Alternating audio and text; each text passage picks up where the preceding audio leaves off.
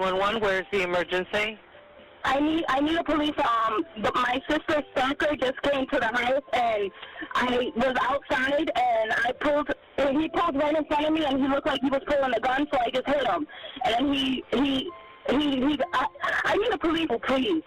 Okay. My sister's in the house and my baby. One moment, please. Please, can you hurry? I'll call my sister and warn her. Hello? What is it? Hello? What is the... Kai Williams is his name. Kai Williams, please. What is the closest cross street? I gotta call her back, please.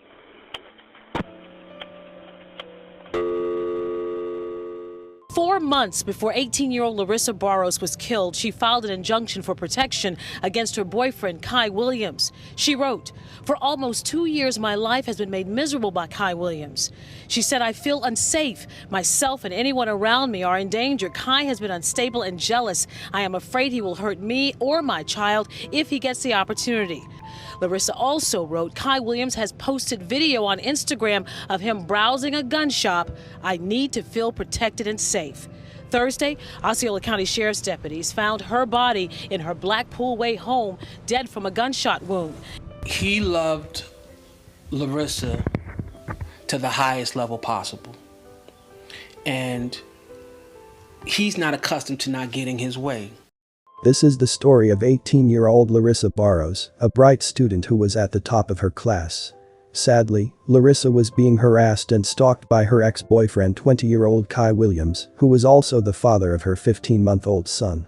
Larissa feared him, took out protective orders against him, and pleaded with the authorities to protect her from him.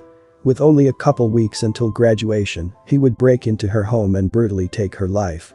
Larissa did all that she could do to keep herself safe, so why wasn't she protected? Welcome to Viral Crimes. Subscribe and hit the bell icon for more stories. This story takes us to Osceola County, Florida. Nestled in the heart of Florida, Osceola County encompasses a blend of culture, history, and natural beauty. 18-year-old Larissa Barros, a resident of Osceola County, was known for her kindness and generosity and left a profound impact on the lives of those around her. People saw her as a truly special and caring individual. She lived in Poinciana, Florida, where she attended Liberty High School. Larissa was an exceptional student. She was a dedicated student, one of the top in her class, and set to graduate in a few weeks with a 4.8 GPA. Larissa was in a relationship with 20-year-old Kai Williams, who once attended school with her, but recently graduated high school. She became pregnant with Kai's baby and would give birth to their son Eli. At some point, Kai's and Larissa's relationship became abusive, and out of fear for her safety, as well as the safety of her son, she decided to end the relationship. Kai did not take the breakup well. His father reported that he loved to play basketball in the afternoons, but after the breakup he completely changed. The breakup seemed to trigger a concerning shift in Kai's behavior. He became fixated on Larissa, and his actions escalated into a pattern of stalking. Larissa was forced to seek legal protection by obtaining 2 restraining orders against Kai, forbidding him from having contact with her, but despite this, Kai continued to harass her. He slashed all of the tires on her car, then set her vehicle on fire the next day. He was incarcerated in the county jail for a brief period, spending less than 2 weeks in custody before being released. Kai disregarded the court's order to stay away from Larissa. She contacted the authorities and begged them to protect her from him. "For almost 2 years my life has been made miserable by Kai Williams," Larissa wrote in a letter to the court. "He is currently in jail on violation of probation charges and aggravated stalking charges with me as the victim. I feel very unsafe, myself and anyone around me are in danger. Kai has been unstable and jealous. I am afraid he will hurt me or my child if he gets the opportunity." Records show that twice within the span of a year, Kai was arrested for harassing Larissa. The first time on a charge of aggravated stalking, and the second arrest was due to the violation of the restraining order. Tragically, Thursday, May 11, 2017, would be a day that Larissa's loved ones would never forget. Larissa's ex-boyfriend Kai, whom she had a restraining order against, showed up to her home unannounced. Larissa and her sister frantically called 911. "My ex-boyfriend is breaking into the house. I have an injunction against him, please send the police quick," she told a 911 operator. She can then be heard screaming, back up, and what do you want?" A man can also be heard yelling in the background, struggling with Barros. The operator tries to get Larissa back on the phone. She never returns to the line. A woman claiming to be Larissa's sister also called 911. 911, where's the emergency? I need a police. My sister Stalker just came to the house, and I was outside, and he pulled right in front of me, and he looked like he was pulling a gun, so I just hit him. And then I need a police, please. Okay. My sister's in the house and my baby. One moment, please. Please, can you hurry? I'll call my sister and warn her. Hello? What is it? Hello? What is the... Kai Williams is his name. Kai Williams, please. What is the closest street? I gotta call her back, please. As she continued speaking to the operator, her distress seemed to intensify, eventually leading her to abruptly end the call. Shortly after, she reached out again, calling back to seek further assistance or support.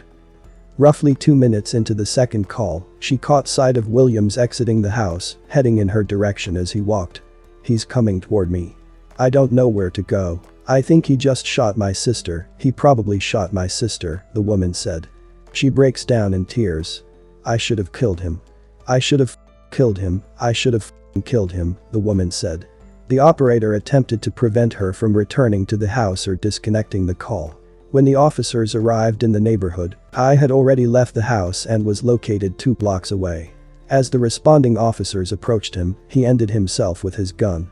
Following this heartbreaking event, the officers discovered Larissa's body in her home. At that moment, there was no one else present in the house. This devastating sequence of events concluded with the loss of 2 lives and left the officers to confront the aftermath of this tragic incident.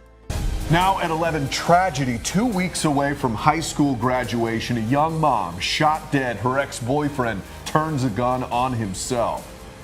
It's a heartbreaking story still unfolding tonight in Osceola County. Good evening to you. I'm Matt Austin. And I'm Lisa Bell. Deputies say they were called to a home on Blackpool Way around noon today, and that's where they found the 18-year-old woman shot and killed.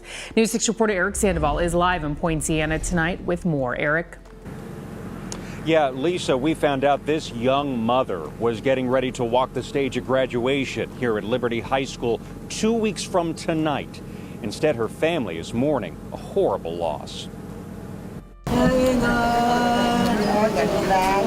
Tonight, the pain for this family was often too much to bear. Osceola County Sheriff's investigators say a woman called 911 around noon today from this home on Blackpool Way. She said someone she knew was trying to get inside, and he was armed.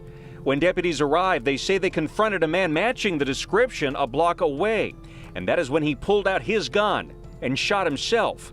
They identified him as 20-year-old Kai Douglas Williams. And inside the house, they say they found his estranged girlfriend, 18-year-old Larissa Barros, shot dead. She was my best friend. Drew Smith says he's known Barros since the 2nd grade, and he lived down the street. It's heartbroken as hell. Chest feels empty when you lose somebody that means so much to you. Smith said the couple had a little boy, and they also had problems.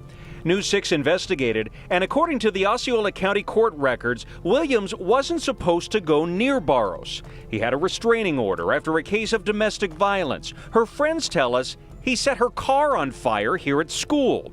He had also been arrested for stalking Barros, and we found out he was just ordered in February to begin paying child support. This is a terrible tragedy to lose 2 young people, especially a high school a girl who's about to graduate in just a few weeks.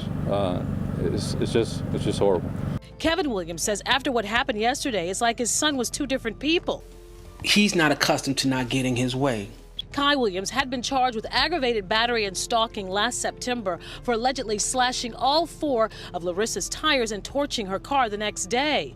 Kai graduated from Liberty High School 2 years ago. Larissa, who is in the top 20 of her class, was to graduate at the end of May. She had been accepted to FSU. According to court records, Kai and Larissa had a court date set for May 17th regarding relocation. From what I understand, Larissa was planning to move to Tallahassee to restart her life and probably go to school down there. No apologies could bring him back, but what he did was wrong. Friends and loved ones were devastated when they learned of her passing. Angelino Barros says he will never forget the moment that he found out his sister Larissa had died. She was just taken from us so violently, so sudden. It was just, she had so much to give, you know what I mean? So much. She was gonna help out so much. She was just gonna do so much. You can tell. Speaking to us from Massachusetts, Barros praised his sister's 4.8 grade point average. He said he was looking forward to her graduations, both from high school and pharmacy tech school. And he also points to a TED Talk where Barros discussed hiding her teen pregnancy from her family. I was willing to risk my life and the life of my unborn child because I was afraid to be a disappointment. It was very surreal. I didn't want to believe it at first. Rosalisa Amato says her family doesn't talk about the man who took her cousin's life. She says right now they're focusing on her legacy, and what they want other girls her age to learn from her. It hurt a lot, but at the same time, you gotta remember all the good stuff that she did, all the stuff that she accomplished in her life. Even though it was a short time, she did accomplish so many things. One friend wrote on Facebook that Larissa was destined for big things. "I love you, Larissa," she wrote. "You left too soon. But I thank you for leaving me such beautiful memories. You were nothing but beautiful inside and out, and I will never forget the mark you have left on my life. You were destined for big things, and we always spoke about making it, even when the odds weren't in our favor, but I will make sure I make it for you. Rest in peace, Princess Larissa Barros." #prayers for Barros family. Friends wrote tributes to Barros on social media. "I love you, Larissa Barros. You deserved so much better than what happened. You were so beautiful inside and out. Rest easy," wrote one woman. Kai's Facebook posts hinted that he may have been struggling with his mental health. "I miss my little Kai Jr. so much," Williams wrote on one post. In July 2016, he wrote, "My life is slowly getting better." Some of the posts he shared had derogatory comments toward women. He also wrote, "After I'm finished with therapy in a few weeks I'll finish enlisting for the Marines, and gotta do better, gotta be better." He shared a graphic that said, "I want someone to stick by my side no matter what. Man, wish I could have this. People loyalty ain't what it used to be though. So, oh well." What happened to Larissa was a tragedy. She recognized her boyfriend was abusive and she removed herself from the situation. Sadly, her ex wouldn't let her move on with her life. She tried to get help from the courts by filing restraining orders and reporting her ex, but her ex was arrested and let right back out to continue harassing her. She did everything she thought of to protect herself and her child, and she still wasn't protected, and now her loved ones have to deal with this devastating loss, and a 15-month-old boy has to grow up without his mother. This tragic story reflects a heartbreaking narrative of how unchecked obsession and escalating harassment can lead to devastating outcomes, leaving a family to grapple with an unimaginable loss, and how the justice system needs to do more to protect victims of domestic violence. My condolences to Larissa's friends and families. She didn't deserve what happened to her. She should be here. Thanks for watching, and I will see you in the next video.